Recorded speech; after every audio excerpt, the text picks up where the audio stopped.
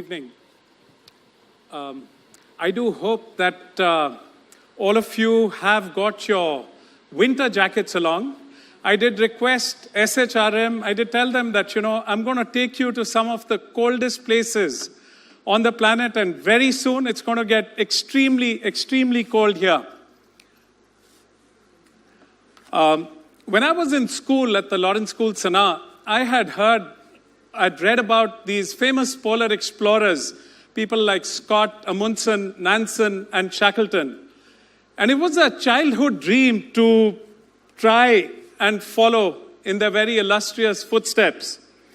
In fact, when I finished college, most of my friends, they went to the real world and they got real jobs. They either joined the corporate world or a lot of them went into the civil services. And when I told them that I was actually going to follow my passion, that I was going to go and do a few crazy things, like go rafting down rivers, go kayaking down rivers, climb mountains, go scuba diving, skiing, trekking up in the mountains, they thought that I'd completely lost it.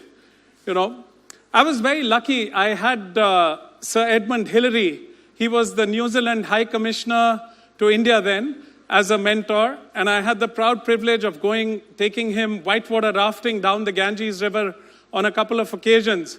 And I think that strengthened my resolve to go out there and follow and make my hobby and my passion as my profession as well. To cut a long story short, I got an opportunity to go to join a ski expedition to the geographic North Pole. As you know, the skiing to the North Pole is considered one of the hardest expeditions on the planet and entails months and months of pre-planning and just hard physical workouts and so on. I went to northern Minnesota and trained there for a little while. We jumped into frozen lakes. And the reason we did this is because when you ski to the North Pole, you're skiing on a thin layer of ice on the Arctic Ocean. And as you'll see, sometimes that thin layer can break and you can quite literally end up in the drink. And I'm sure looking at this photo, you'd probably think that getting out of a situation like this is really hard. It's not. It happens automatically. It's just psyching yourself to jump in, which is the hardest bit. So we landed on this ice runway at a Russian polar research station called Barneo. And the ambient temperature there was minus 30 degrees Celsius. So there are a few tricks that you need to know to survive in these kind of conditions. It's a constant battle for survival. And to add to that, And there's dirt coming through. A lot of ice and snow, a lot of action.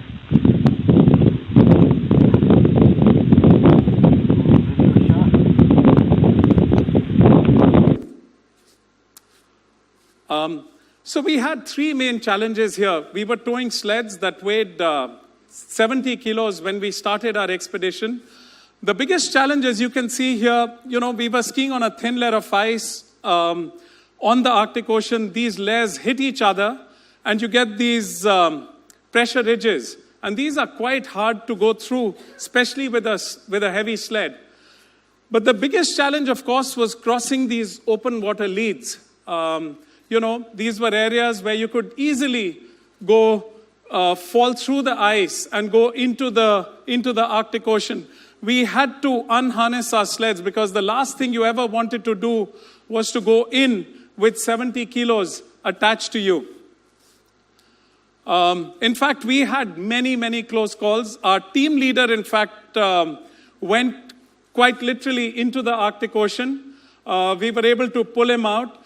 And, when it's so cold, it can lead to something called hypothermia, which can be a very dangerous situation.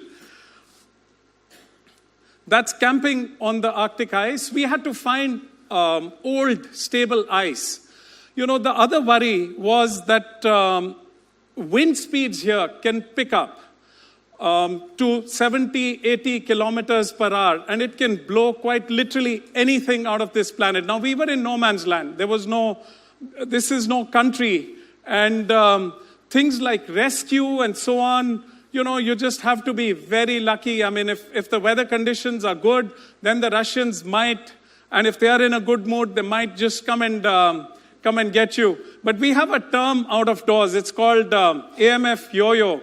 I'll give you the politer version. It's adios, my friend, you're on your own. So when you get out, you're pretty much on your own, right?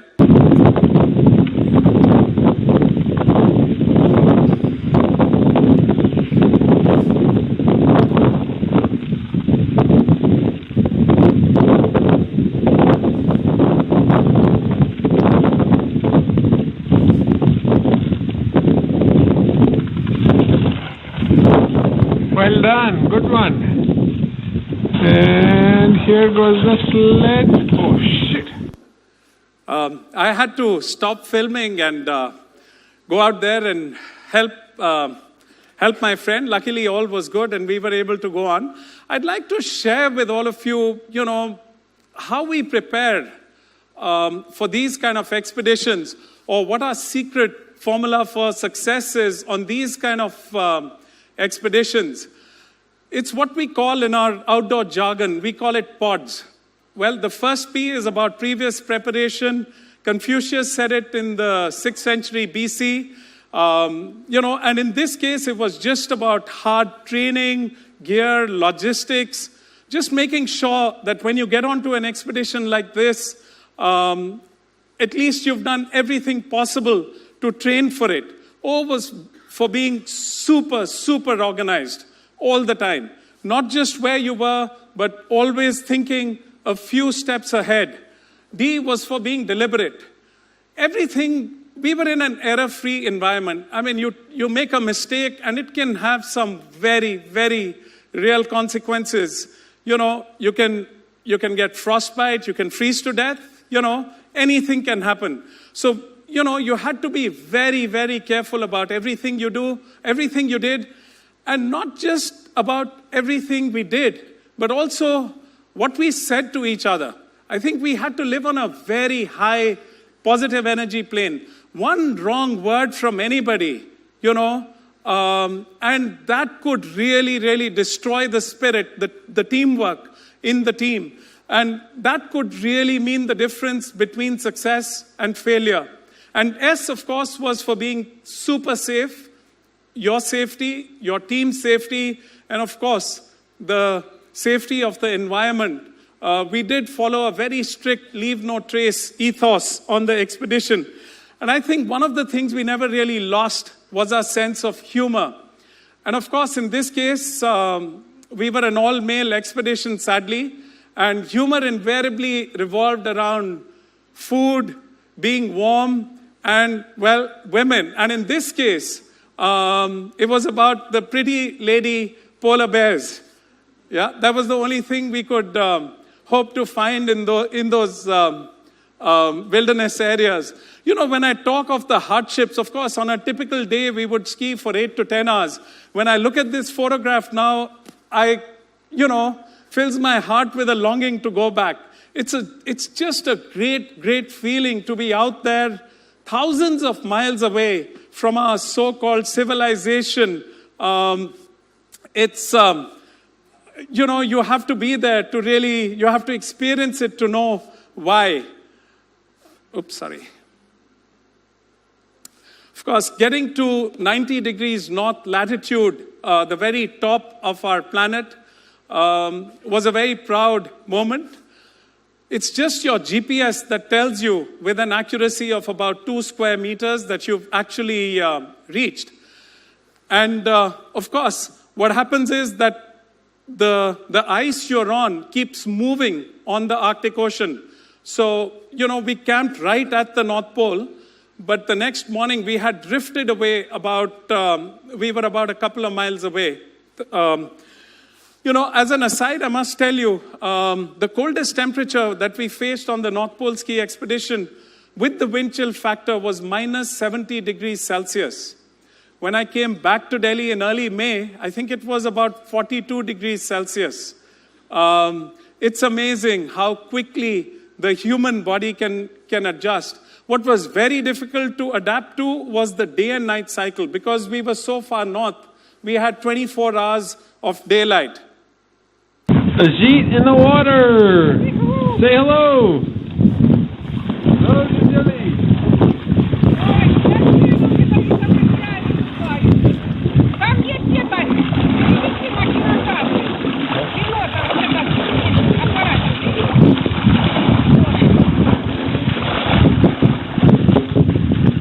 Does everyone know how cold it is outside?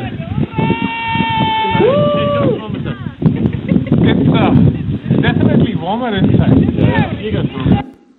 So that was actually a swim at the Russian Polar Research Station in the Arctic Ocean. Of course, wearing a dry suit. Incidentally, the depth of the Arctic Ocean at the North Pole is 13,500 feet. Yeah? So I came back and I was invited on another expedition, this time to the South Pole, within 6 months of having come back. These expeditions do take their toll, mental and physical on the human body. But I felt good. I'd lost a bit of weight. I felt fit and I was ready to go to the South Pole.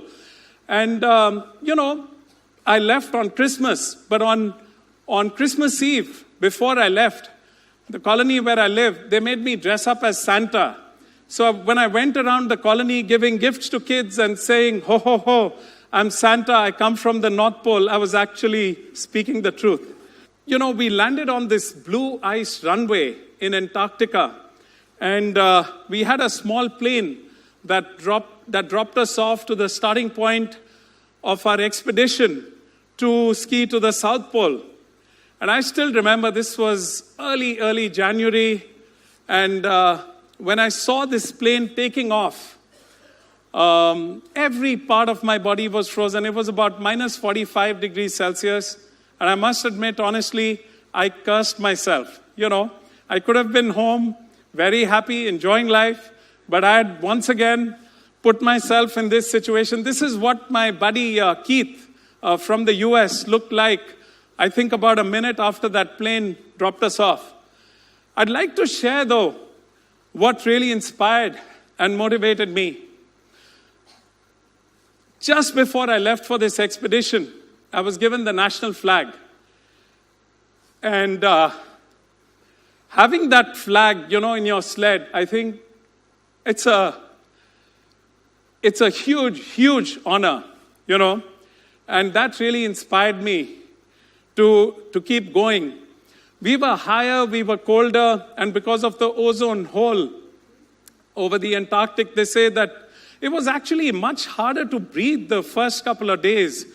And you have these wind-carved patterns on the ice called sastrugis, which makes the going fairly tough. On a typical day, again, we would ski for 8 to 10 hours. Every 2 hours, we'd take a very, very quick break. And these breaks were actually necessary evils, as I call them. Because each time you stopped, and you had to stop to drink something, to eat something, your hands and toes especially would get extremely, extremely cold. And then you had to keep skiing for about half an hour before you were able to actually thaw them out again. I think we were tested from the word go. We had blizzards, we had very high wind speeds, but we kept going. That's actually camping on the Antarctic ice. We were refueling outside the tent. Of course, you have to melt ice to make water. That's an Antarctic storm, and things can get really, really rough. You can't stop. You have to keep moving. And, the best way to move is to just look at the skis of the person in front of you. But if at that time you are leading, it gets awfully, awfully hard. Well, I don't know if you can make out, but that's my photograph at the South Pole. And while I was frozen stiff, I don't know if you can make out, but I was smiling big time. And the reason was that, two of my childhood dreams had come true. And as luck would have it, I got there on our Republic Day. This was on 26 January 2007. And planting our national flag was a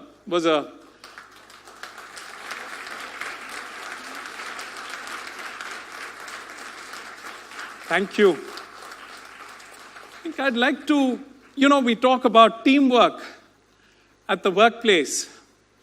I'd like to tell you a little story about the South Pole. I'm sure all of you have heard about, the race to get to the South Pole by Amundsen and his Norwegian team and Captain Scott and his British team, this race happened almost 100 years ago. And to cut a long story short, the Norwegians got to the South Pole about a month before the British did. So when the British actually got there, they saw a tent with the Norwegian flag on it. The Norwegians had been kind enough to leave some clothing and food there in that tent. But when the Brits got there and they saw that they had been beaten, they were a dejected lot.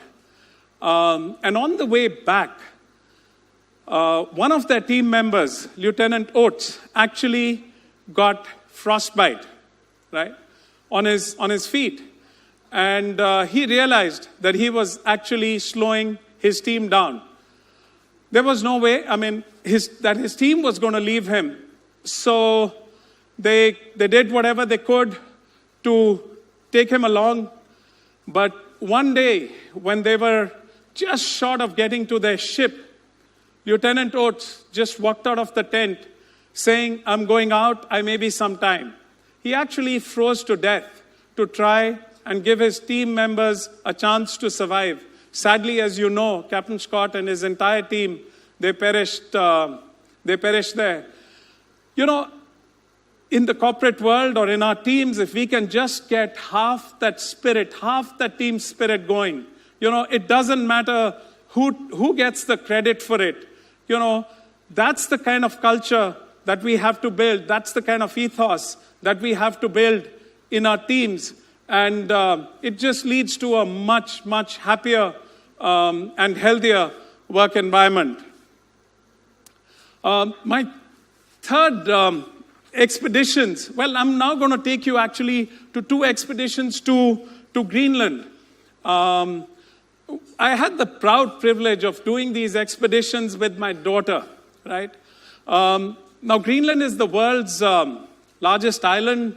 It's got a small population of 55,000 people who inhabit the coastal fringes. It's a self-governed dependency of Denmark. And the Inuit, as they don't like to be called Eskimos any longer. They don't live in igloos any longer. They live in these very brightly painted homes. And the reason is because it helps ward off depression. So they are mainly Inuit or Danish or a mixture of the two. So the first expedition we did was a sea kayaking expedition along the fjords of West Greenland. You carry pretty much everything with you in these waterproof hatches on the kayaks, and you camp out along these fjords where you have fresh water streams coming down the ice cap. Looking at this photograph, you would probably think that global warming is a myth, right? But this was a dare. One day we were in camp and I was told, for dinner in Denmark, when we get back, will you swim to that iceberg and climb it and come back? You know what? I did it. I was silly enough to do it. That dinner never happened, not till today. But that's the joy of, being out there with friends, people. You put your life quite literally in their hands and they put it in yours. That's what makes these expeditions so much fun. That's my daughter, Dia. I somehow managed to convince my family. She was just 14 then, but then with a crazy dad like me, she had no choice. But luckily for me, she really, really enjoys the great outdoors. And, she was with me on both these expeditions. If you can see, because of global warming and a warming of temperatures in the Arctic regions by close to 2 degrees Celsius, things are changing rapidly. Greenland is considered ground zero for the climate crisis. It's the second largest chunk of ice on our planet, and that ice is melting very rapidly. And because of that warming, as you can see, we had to wear nets around our faces in the evenings when we were camping. And I don't know if you can see the big mosquitoes. Because of global warming, these mosquitoes are breeding in wild profusion. Not just that, the glaciers are receding. The Inuit told us that the last 7 winters, they had not been able to go out seal hunting. When the sea ice freezes in the winter, they take their huskies and they go out seal hunting. And they hadn't been able to do that. And actually, we were very lucky on our North Pole ski expedition. We'd actually seen a polar bear that was just about 40 miles south of the North Pole. Well, everything is south of the North Pole. But, when we came back and we did a bit of research, we found out that this was the northernmost polar bear sighting ever. Now, because their habitat is shrinking because of global warming, these polar bears are getting pushed further and further north. While we were in Greenland, we saw the Greenland ice cap. And I'd done the North and the South Pole. It's a part of the polar trilogy to actually, ski across the Greenland ice cap as well. So I asked my daughter if she was keen to join me. She'd done extremely well. She was then a student of the SHRM school. And once again, somehow, I managed to convince my family, there's a Taekwondo black belt, a national level swimmer.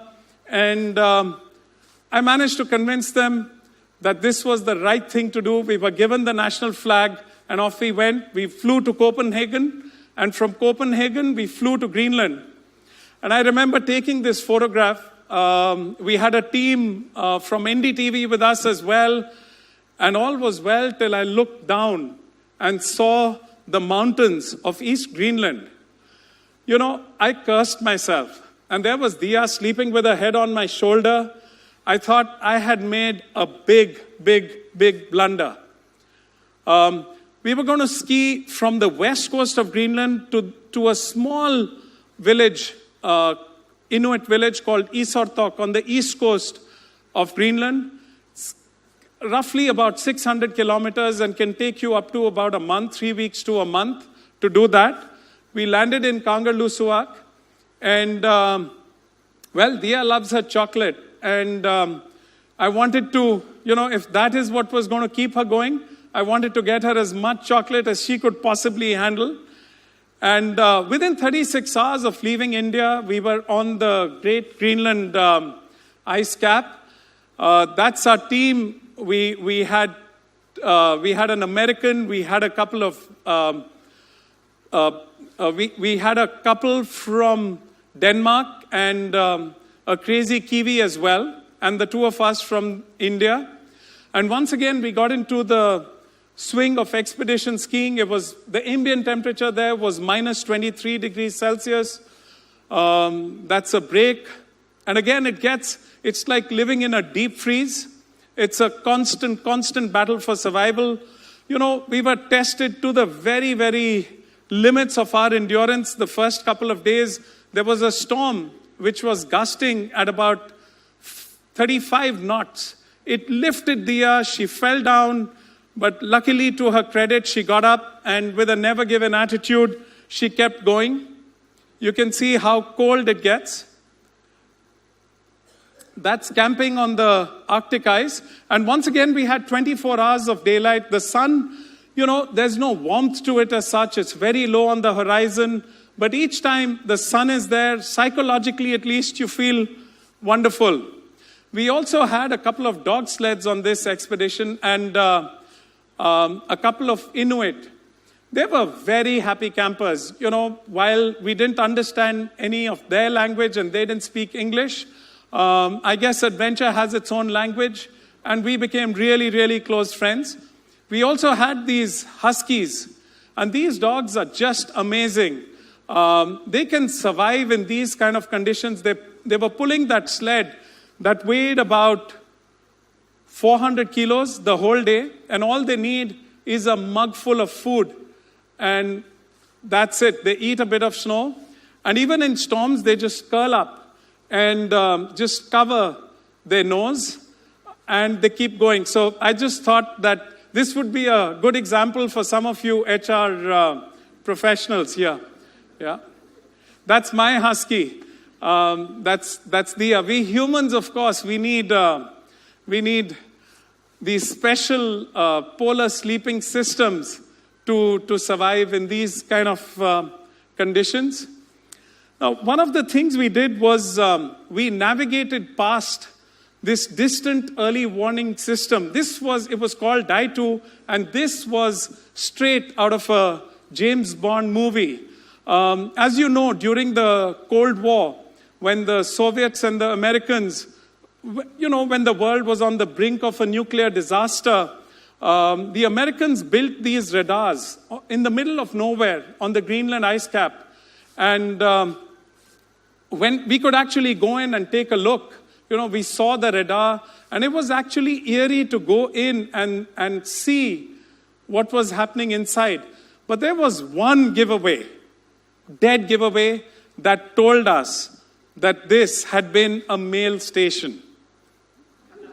Okay. There were also some magazines there, and well, of course, two leaders, Gorbachev and Reagan, had the foresight to finish the Cold War, which had almost taken humanity to the brink of disaster. We carried on, and it's one of our teammates called Tony. We started calling him Tony the Walrus after this.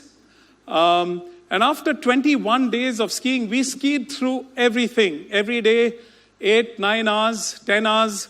And on the 21st day, we actually got off the ice for the first time and saw a bit of rock and rubble and the Arctic Ocean in the far distance. But then came the most harrowing job of actually descending the ice cap. And there were a lot of crevasses, as you can see, and some of these can be covered as well, which makes them extremely dangerous. And not only ourselves, but we also had to get our dogs across. As we came close to the ocean, we started seeing signs and symptoms of life, like this bird that wanted to learn how to ski. And then to the far left of this photograph, you can see a village. We went in these boats on the ocean, through the ice, and helicoptered out of Isortok. I'm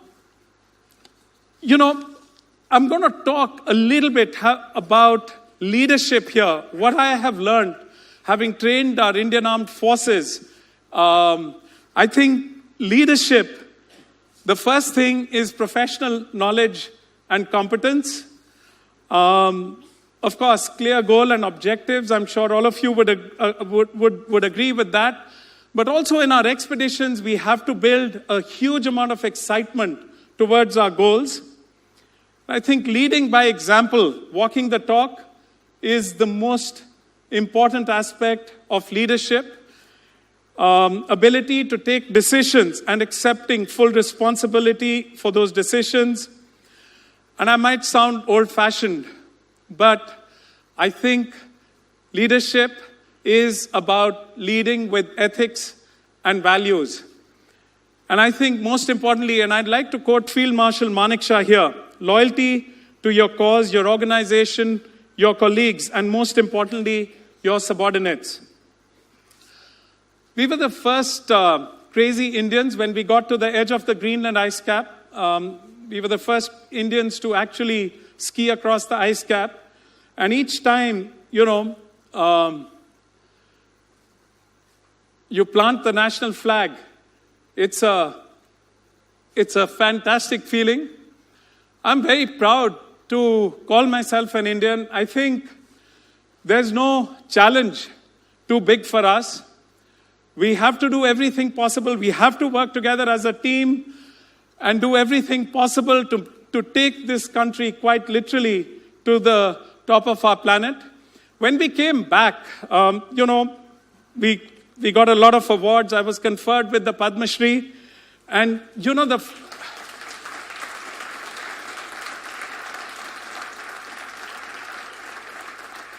my family and friends were very proud, but I've often asked myself, was that winning? You're the same silly guy, doing the same silly thing, saying the same silly things, but suddenly the world starts taking you very seriously. Everyone except my wife, that is. I was categorically told to stay grounded, stay on Mother Earth, But on another note, I must mention that there is no greater feeling of winning than the inner joy of having worked hard to realize a dream and overcoming boundaries you set for yourself. I think what really gave us a lot of joy and happiness were two initiatives. So the first one was led by my daughter Dia.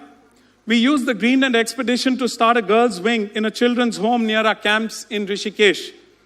The children's home had 200 boys whose parents have leprosy, and given the huge stigma attached to leprosy in India, they were literally treated as outcasts from society. There were no girls there.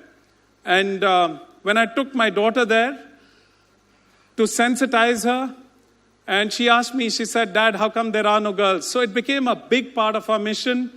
Her school, our family and friends, everybody joined in.